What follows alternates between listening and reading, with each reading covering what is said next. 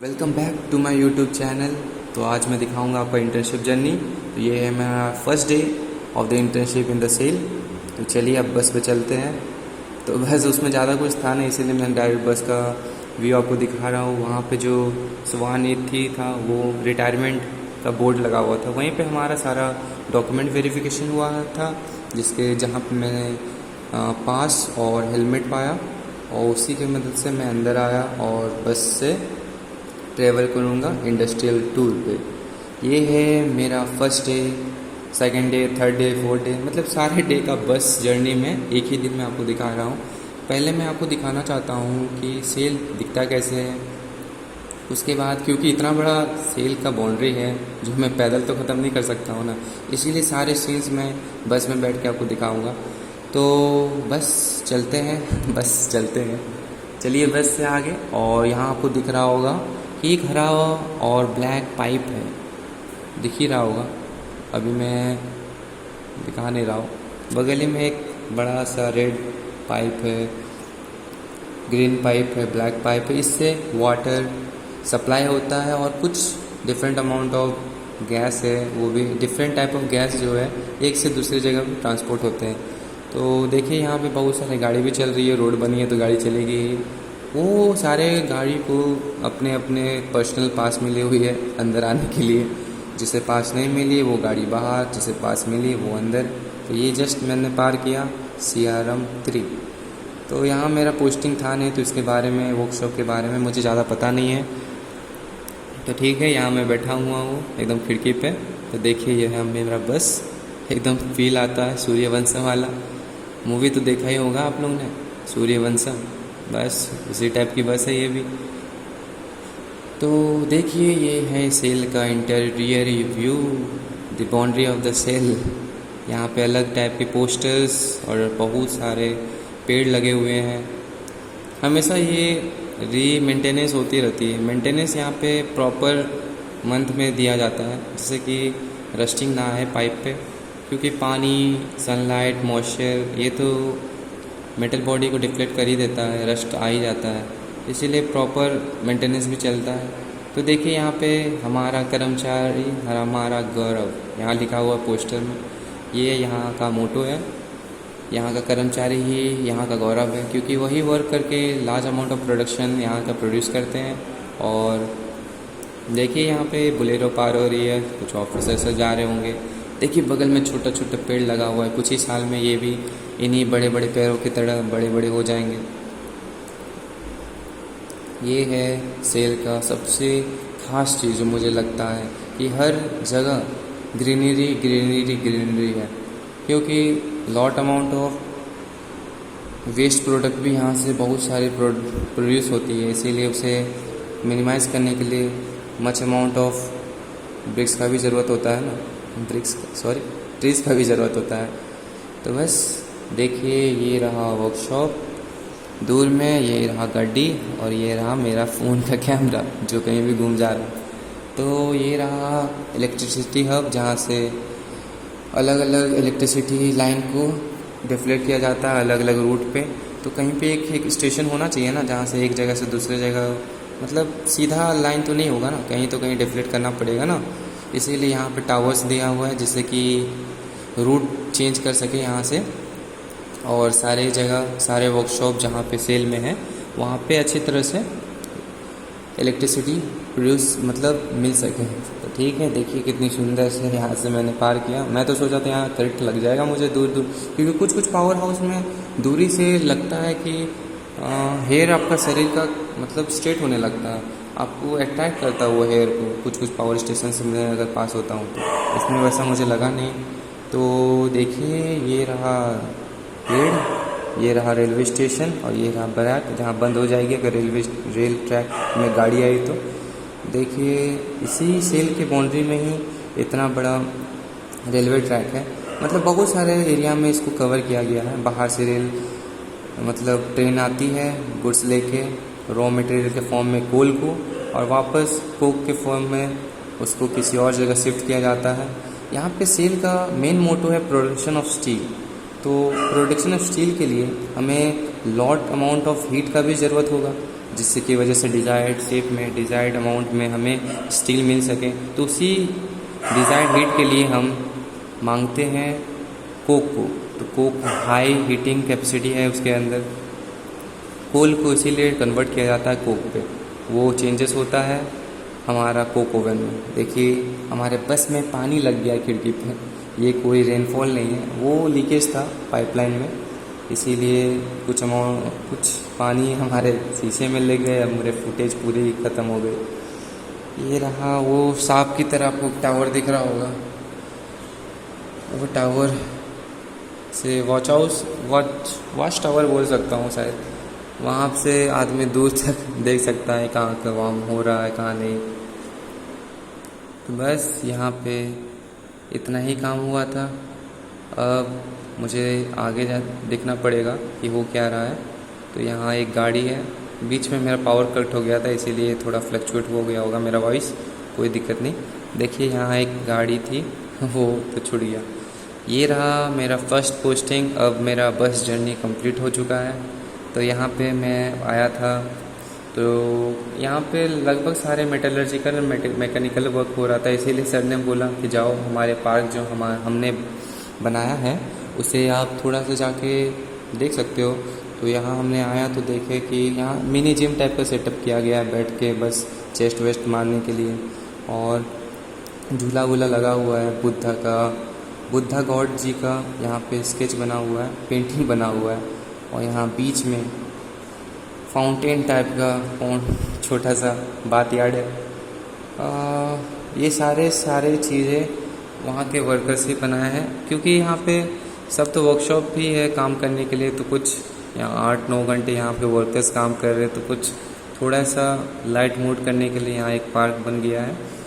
उन्होंने ही अपने ही हाथों से सारे यहाँ पे डेकोरेशन किया गया। जितने यहाँ पे मेटल वर्क है सारे उन्हीं वर्कर्स किए हैं।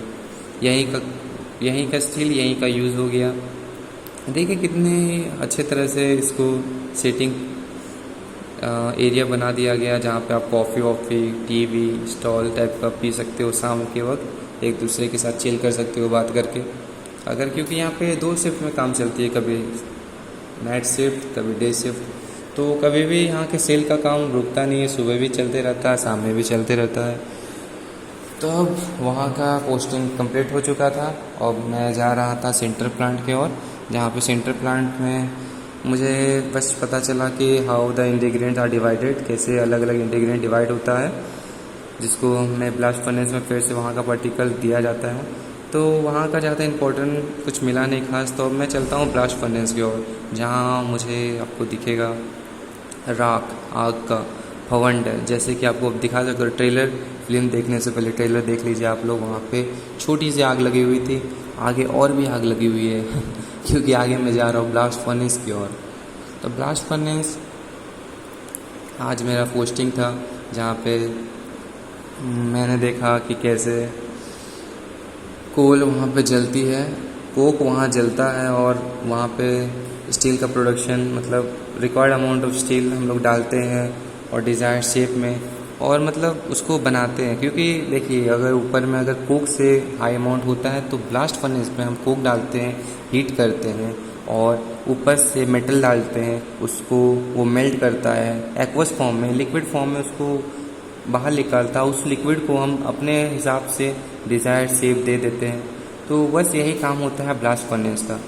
द कोक यूज़ होता है हीटिंग के लिए, उसके बाद मेटल डाला जाता है, उसके मेटल बाहर निकलता है एक्वस फॉर्म में, और उस एक्वस को हम लोग डिज़ायर्ड शेप दे के अपने यूज़ के लिए यूज़ करते हैं, मतलब प्रोड्यूस होता है।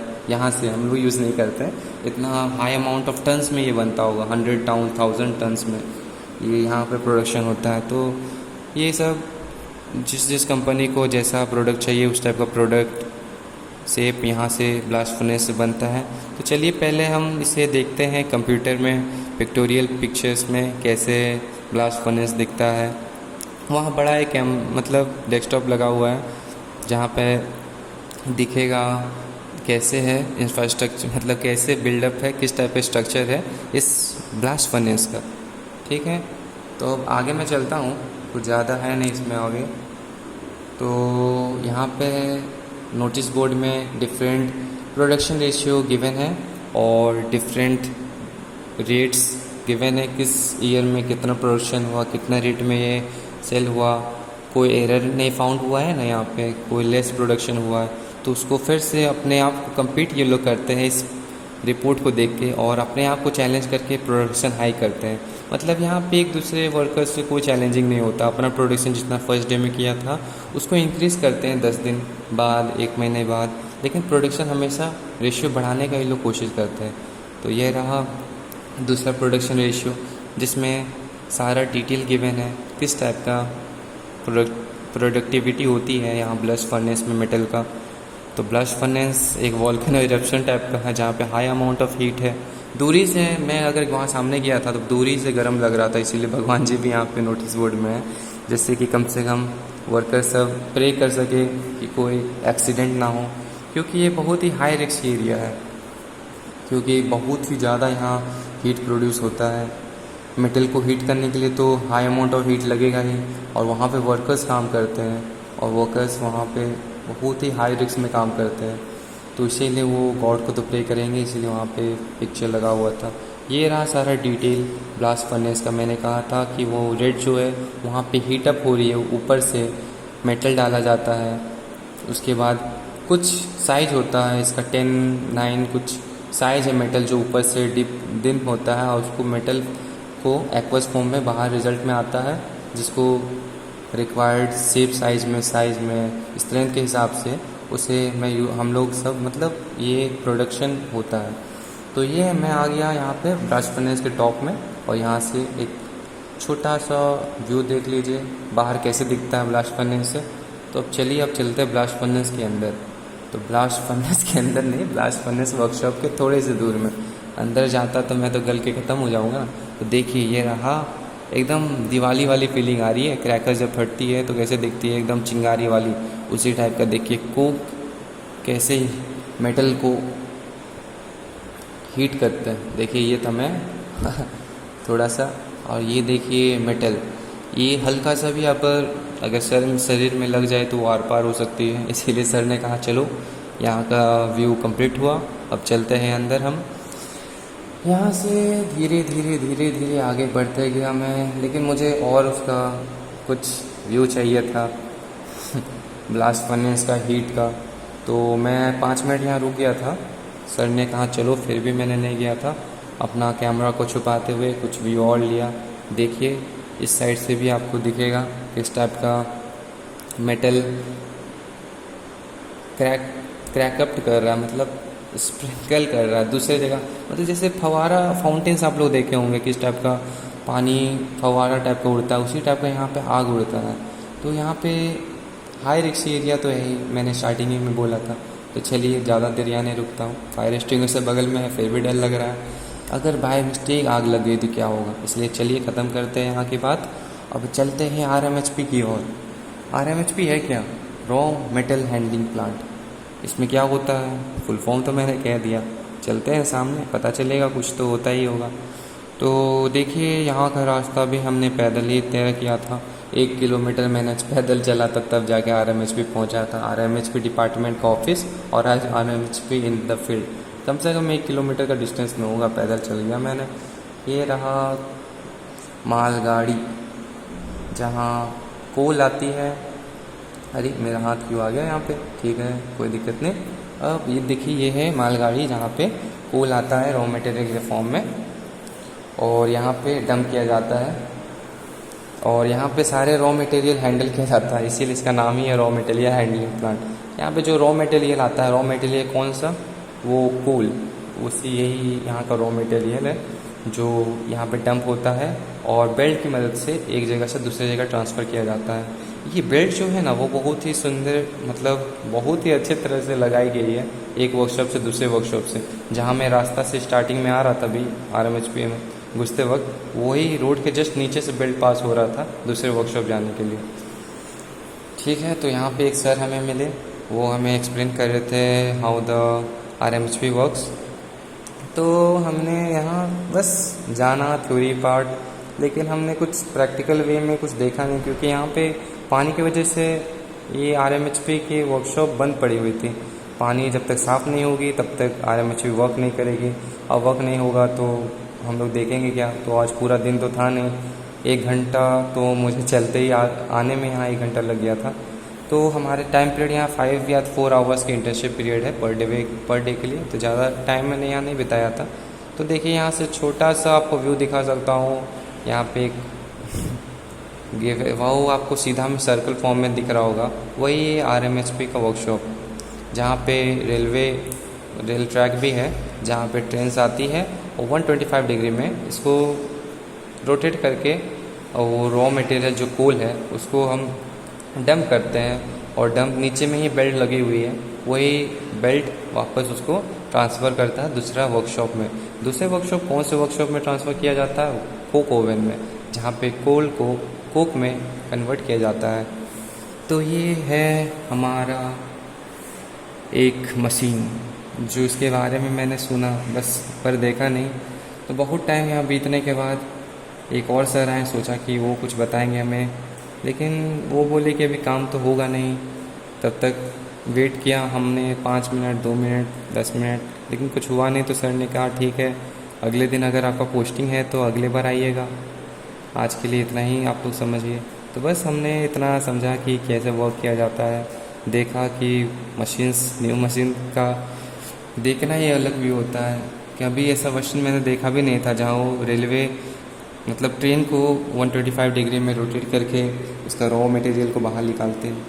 तो अब चलते हैं वापस अपने इंटर्न पार्टनर के साथ दूसरे वर्कशॉप की ओर, जहाँ पे अब ये है HRD बिल्डिंग जो कर्व शेप में है। ये है मैं थोड़ा सा फ्लेक्स लेते हुए, ज़्यादा व्यू नहीं है मेरा, आप लोगों को टेंशन लेने की ज़रूरत नहीं है। बस अब अगले वर्कशॉप की ओर जाते हैं। तो ये रहा RMHP का स्टोरेज यार्ड, वो रहा रॉ मेटेरियल हैंडलिंग प्लांट, वहाँ पे बस डंप होता है, और वहाँ से बेल्ट की मदद से कहीं तो स्टोरेज यार्ड होगा।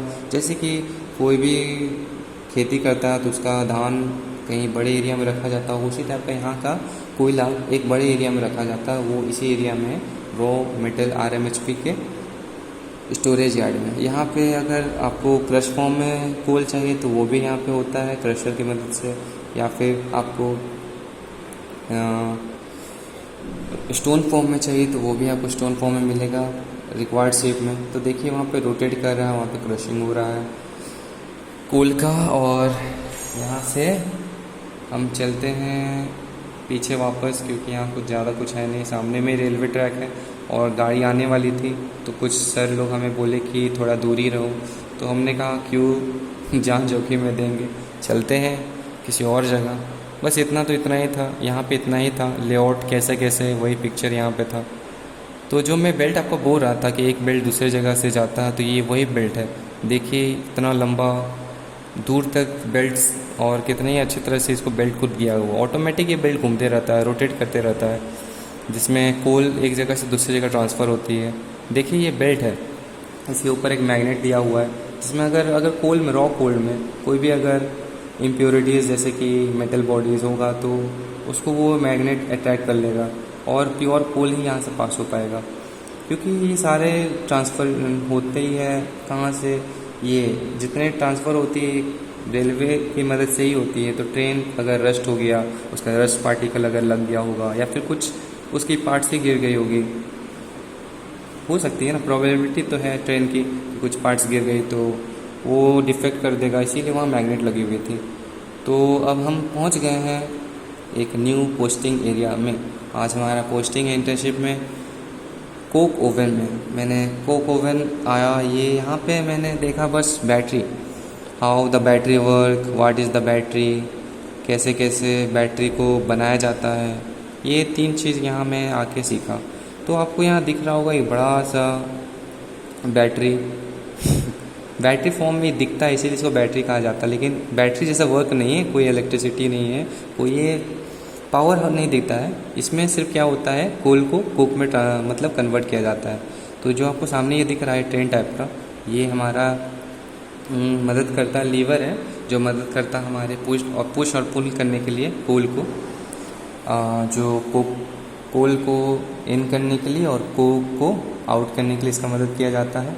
इसका दरवाज़ा जो खुलता है बैटरी का, इसी की मदद से खुलता है ये। मतलब अभी तक यहाँ टोटल हमारे 5 बैटरी गिवन है, यहाँ से लेकर वहाँ तक एक ट्रैक से लेकर दूसरे ट्रैक तक एक कंप्लीट एक बैटरी है। इस टाइप के 5 गो बैटरी है और एक बैटरी में कम से कम 30 गैप्स होंगे, 30 to 40 गैप्स होंगे जहाँ पे कोल डाला जाता है और कोक के फॉर्म में बाहर रिजल्ट फॉर्म में निकलती है। तो बस यही इसमें इतना था। तो बस इतना ही मुझे जानना था यहाँ पे बैटरी की मदद में। बैटरी में एक वर्क क्या होता है, बस इतना ही वर्क है कि ऊपर से कोल डाला जाता है और साइड वॉल को हीट किया जाता है CO की गैस की मदद से, और वही हीट की वजह से वो कोल कोक में ट्रांसफ़र हो जाता है। बस इतना ही इसका वर्क है। तो हमें ज़्यादा जानना नहीं था, मुझे बस जानना था कि बनता कैसे है ये बैटरी जो फॉर्म हुआ है। मैंने सुना था ये सिविल वर्क है, तो सिविल वर्क के लिए मुझे शायद कुछ समय और लगेगी क्योंकि वहाँ पे अभी जाने का परमिट नहीं था। तो अगले दिन मैंने वहाँ गया था क्योंकि एक जगह में मेरा पोस्टिंग 2 दिन था, एक जगह में 2 दिन मेरा पोस्टिंग था। तो फिर से मैं घर की ओर निकल रहा हूँ, तो फिर भी कुछ व्यू आपको दिखा दे रहा हूँ कि यहाँ पे कुछ खास नहीं, बस बेल्ट है। बेल्ट यहाँ से दूसरी जगह में रॉ को ले जाती है। देखिए थोड़ा डैमेज हो गया है, इसको रिपेयर की ज़रूरत है, लेकिन यहाँ पे मेंटेनेंस बहुत ही अच्छी है। हर ईयर या मेंटेन किया जाता है, कोई भी टाइप का डिस्ट्रक्शन ना आए, क्योंकि डिस्ट्रक्शन आएगी तो प्रोडक्शन में कमी आएगी, अब प्रोडक्शन में कमी आएगी तो सेल में थोड़ा सा दबाव होगा कि काम करें। ये हमारी इंटर्न पार्टनर छोटी बीना जी। तो ठीक है, चलते हैं आगे क्या होता है देखते हैं। ये रहा वर्कशॉप जहाँ पे पाउडर ऑफ कोल यहाँ पे रखा हुआ है। अगर क्योंकि पाउडर भी हीट को मतलब स्टार्टिंग ऑफ हीट को प्रोड्यूस करता है, यही पाउडर फॉर्म। अगर स्टार्टिंग में नहीं प्रोड्यूस हुआ तो ये पाउडर फॉर्म भी यूज़ होती है as a part of production of metal में, क्योंकि मेटल को चाहिए हीट। ज़्यादा गर्म मिलेगा मेटल को तो वो ज़्यादा गर्म होगा और उसी की मदद से वो लिक्विड फॉर्म में होगा। तो इसीलिए हाई अमाउंट के लिए हमें कोक की मदद पड़ती है। अब मैं आ गया कोक के स्ट्रक्चर बिल्डअप में। ये रहा इसी तरह से वो फर्स्ट टाइम ये बैटरीज जो बनता है। मैंने कहा था मुझे बस जानना था 3 ही काम, वर्किंग और बिल्डिंग, और कैसे ये काम करता है और क्या होता है। तो पहले आपको मैंने बता दिया वर्क क्या होता है, क्या इसमें इनपुट किया जाता है। कोल इनपुट किया जाता है और कोक बाहर निकला जाता है। Coke as a by product है जिसमें lot amount of heat produce करने की कैपेसिटी रहती है। तो यही एक जगह है जहाँ पे कोल को कोक पे ट्रांसफ़र किया जाता है। तो यहाँ पे देखिए कुछ हमारे यहाँ पे सर अंकल आंटीज़ हैं जो यहाँ पे काम कर रहे हैं। ये बीना जी यहाँ पे इंस्पेक्शन पे आई हुई है, देख रही है क्या हो रहा है काम यहाँ पे और क्या नहीं हो रहा है। तो मैं भी देख रहा था यहाँ पे क्या काम हो रहा है, मुझे तो कुछ समझ में नहीं आ रहा था। स्टार्टिंग में मैंने देखा था क्या कर रहे हैं यहाँ पे, सीमेंट का यूज़ हो रहा है, अब ब्रिक बन रही है, बस ये नॉर्मल यूज़ तो मुझे लग रहा था। उसके बाद मैंने इन्होंने से पूछा कि क्या है क्या नहीं, तो उन्होंने कहा कि यहाँ पे नॉर्मल टाइप का मोटार यूज़ नहीं होता। Mortar is a type of cement और mixture of cement sand and for the binding of the bricks को बाइंड करने के लिए सीमेंट मोटार का यूज़ होता है ना। तो उसी टाइप का यहाँ का मोटार सीमेंट नहीं है। इन्होंने कहा कि यहाँ का मोटार सिलिका क्ले है। सिलिका क्ले की मदद से यहाँ पे बाइंडिंग होता है और वहाँ पे जो सर है वहाँ पे थेरोलाइट की मदद से लेबल कर रहे हैं। Labelling is the main work जिससे कि बैटरी एक लेवल में आए और कोई भी टाइप का क्योंकि सारे वक्त तो वो आप देखे थे खोलने और बंद करने का काम तो उसमें वो ट्रेन का था, तो उसमें हल्का सा भी गैप हो जाएगा, अनलेबल रहेगा। ये कुछ वॉल बड़ी बन जाएगी, कुछ वॉल छोटी बन जाएगी, तो वो दिक्कत करेगा ओपनिंग एंड क्लोजिंग में इसका, तो उसमें दिक्कत होगा। इसीलिए थेरोलाइट की मदद से यहाँ के सर वहाँ पे लेवलिंग कर रहे थे और लेवल पोर्शन में ही इस ब्रिक को ऊपर अपलिफ्ट किया गया है और इतना बड़ा नीचे से लेकर ऊपर तक इसको बनाया गया था। तो देखिए कितने ही आराम से यहाँ पे काम हो रही है, पूरी प्रिकॉशन सेफ्टी बरतते हुए, क्योंकि हल्की से भी कुछ साइड में निकल गया या फिर कुछ छूट गया तो लॉस ऑफ गैस जो CO गैस इसमें आती है वो यहाँ से लॉस हो सकती है, या फिर जो हीट है वो बाहर आएगी तो कुछ अमाउंट ऑफ हीट लॉस होगी और लेट होगा प्रोडक्शन में। तो ये रहा गैप जो आपको दिख रहा होगा, इसमें कूल डाला जाता है। अब ऊपर से कूल यहाँ से इनपुट किया जाएगा, ये सारे जितने गैप है, और उसी के ऊपर आपको वो मेटल का डोर लगा हुआ है। और जो ये अंदर के जो होल है, जो ये भैया जी यहाँ पे साफ़ कर रहे हैं, ये लेवल कर रहे हैं वहाँ पे, क्योंकि इसी में गैस आएगा। CO गैस जो है इसी में आती है, और इसी में आते हैं तो वॉल को ये हीट करता CO गैस की मदद से, और वो हीट होने के मदद वॉल हीट हो जाती है। उसके बाद जो वो गैप पोर्शन में कोल डाला गया है वो भी कन्वर्ट हो जाता है कोक में। तो देखिए यहाँ एक और भैया अंदर से बाहर आ रहे हैं, अंदर में साफ़ करके। वो तो मुझे देख के चौंक गए कि मैं वीडियो क्यों बना रहा हूँ, लेकिन देखना तो ज़रूरी था, कुछ मेमोरीज़ तो रखना ज़रूरी है। तो एक अंकल जी ने कहा आओ मैं तुम्हें अंदर अच्छे लाइट से दिखाता हूँ। तो देखिए अंदर कैसा है, देखिए किस टाइप का लेयर बाय लेयर यहाँ पे ब्रिक कितने नीचे से ऊपर तक आई हुई है। और वहाँ पे 3 गैप आपको दिख रही होगी, रेक्टेंगुलर 2 गैप है और एक सर्कुलर 2 में, एक में वाटर एग्जॉस्ट के लिए है, एक में CO गैस निकलने के लिए, और एक्स्ट्रा CO के लिए वो सर्कुलर फॉर्म में दिया हुआ है। तो यही एक्सप्लेन किए ये सर ने हमें, जो बल्ब की मदद से हमें दिखा रहे हैं सर कि क्या होता है।